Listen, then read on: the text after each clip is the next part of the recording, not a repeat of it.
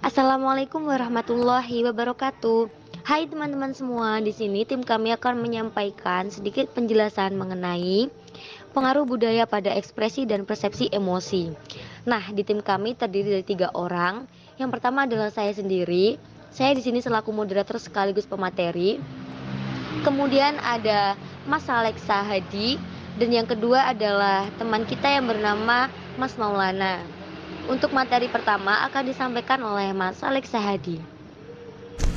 Secara historis, emosi dan budaya dan dampaknya pada psikologi kontemporer dirintis oleh Darwin yang menyatakan bahwa emosi dan ekspresinya berkembang secara evolusi dan universal pada makhluk hidup, manusia ataupun non-manusia.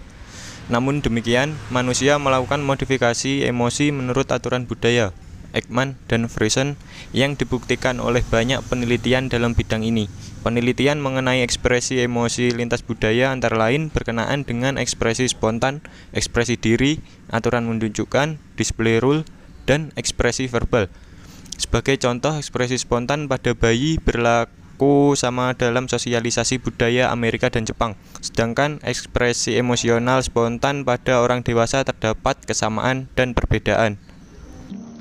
Kemudian hasil studi atau lintas budaya yang memfokuskan kepada ekspresi emosional yang dilaporkan sendiri atau biasa disebut dengan self-reported emotional expression merupakan kontradiktif dengan keyakinan mengenai aturan dalam budaya kolektivistik dan individualistik.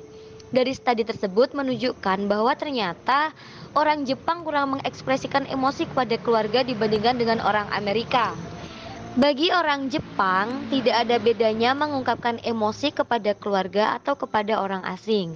Perbedaan budaya terjadi dalam display role dan mengekspresikan emosi secara verbal. Nah, untuk berikutnya akan disampaikan oleh teman kami yaitu Mas Maulana. Silahkan. Terdapat kesamaan budaya dalam penilaian emosi atau emotion judgment.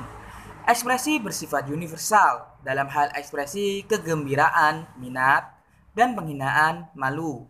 Namun demikian, penilaian tergantung pada pengalaman. Selain itu, terdapat respon bentuk kedua dalam pengetahuan atau pengenalan emosi. Misalnya, bentuk kedua ekspresi takut adalah kaget. Bentuk kedua ekspresi marah adalah bisa kaget atau muak.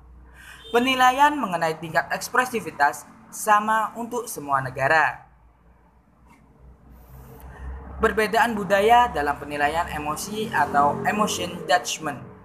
5 sumber yang menyebabkan perbedaan budaya dalam penilaian emosi. Yang pertama, tumpang tindih semantik dalam kategori linguistik dan konsep mental berkaitan dengan emosi yang digunakan dalam proses penilaian. Yang kedua, tumpang tindih dalam komponen muka dalam ekspresi. Yang ketiga, tumpang tindih kognitif dalam kejadian-kejadian dan pengalaman berkenaan dengan emosi. Yang keempat, kepribadian dalam kognisi sosial. Yang kelima, budaya.